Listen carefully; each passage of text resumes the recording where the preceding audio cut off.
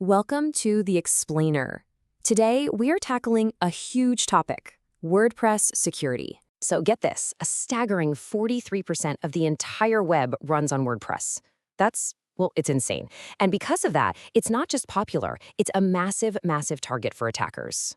So that huge popularity naturally brings up a really big question, right? Is WordPress actually secure, or is it just this ticking time bomb waiting to go off? Well, to figure that out, we've got to look at it layer by layer. Okay, so here's the plan. We're going to start with the core debate. Is WordPress secure at all? Then we'll cover the first layer, your server. After that, the application itself, the core versus the code you add. Then the human layer, which is your responsibility. And finally, what to do if a hack happens. We're going to peel this whole thing back like an onion and bust some major myths along the way. First up, is WordPress secure? And this really gets into the open source debate. So let's just jump right in and tackle the single biggest myth out there about what makes software safe in the first place. Okay, so there's this common myth, right? People think because WordPress is open source, anyone can see the code, find the flaws, and exploit them.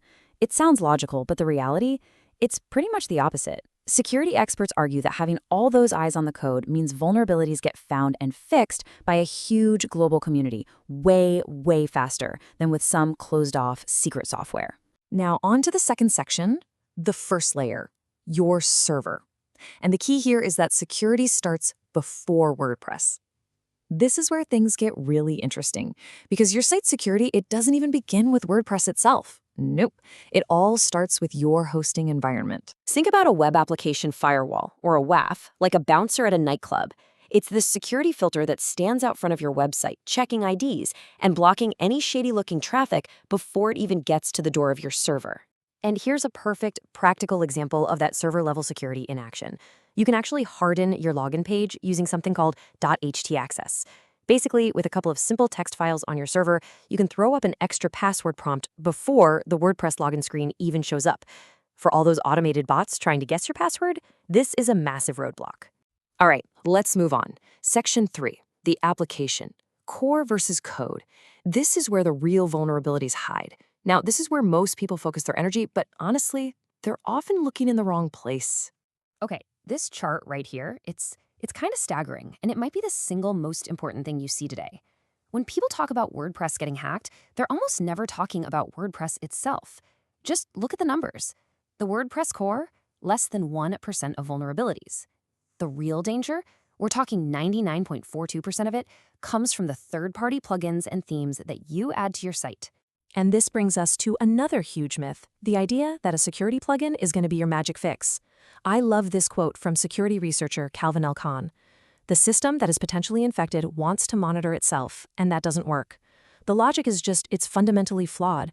You're basically asking a sick patient to diagnose themselves. Malware is smart. It can just turn off the scanner or lie to it, telling you everything's fine when it's absolutely not. So here's the bottom line. For malware scanning to actually work, it can't be done from inside the house. It has to happen at a higher level, on the server itself, completely outside of the WordPress application. Okay, on to our fourth section, the human layer, your responsibility. We're going to bust some myths and build some good habits. Because honestly, this is the most critical layer of them all. It's you. Your actions, your habits, they're absolutely paramount. So these things on screen, they aren't just suggestions, they're essential. I mean, using strong, unique passwords and two-factor authentication, that's like locking your front door. It's totally non-negotiable. And deleting that default admin user, that just gets rid of a super obvious target for hackers.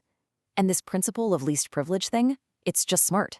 Don't give people the master key to the whole building when all they need is the key to their own office. Simple as that. All right, time for a quick-fire myth bust. You've probably seen those super long, random salt keys in your WP config file, right? What in the world do they actually do? Yeah, no, they do not encrypt passwords. This is a massive misconception.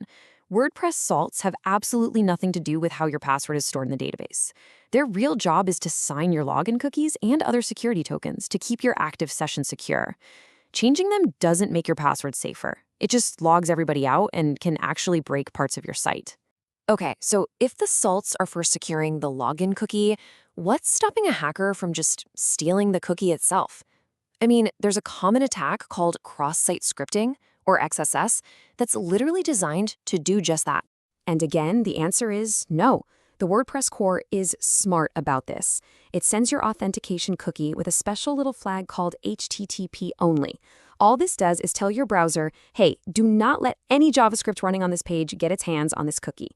And with that one tiny flag, a whole category of attacks is just shut down, gone. Okay, section 5, after the hack, a recovery plan. So what do you do when the worst actually happens? Look, even with the best defenses, a compromise can still happen. And when it does, panic is your worst enemy.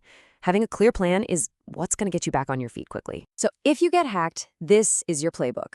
Step 1, stay calm. Seriously, don't panic. A clear head is your best tool. Step 2 is to isolate and document. Take the site offline if you can, and write down everything weird that you see. Then scan everything, and I mean everything. Use server-level tools, scan your own computer. After that, you restore from a clean backup and clean out any malicious files or database entries. And then you harden everything. Update WordPress, all your plugins and themes, and change all your passwords and security keys. Finally, and this is crucial, do a postmortem. Figure out how the heck they got in so you can make sure it never ever happens again. So, what's the ultimate takeaway from all this? It's that security isn't some one-time fix. It's not a product you install or a switch you just flip on. It's an ongoing process of managing risk. By understanding all these different layers, you stop being the easy target. The goal isn't to be a completely impenetrable fortress. That's probably impossible. The goal is to be more trouble than you're worth to an attacker. So the question you have to ask yourself is this: is your website a fortress, or is it just the lowest hanging fruit?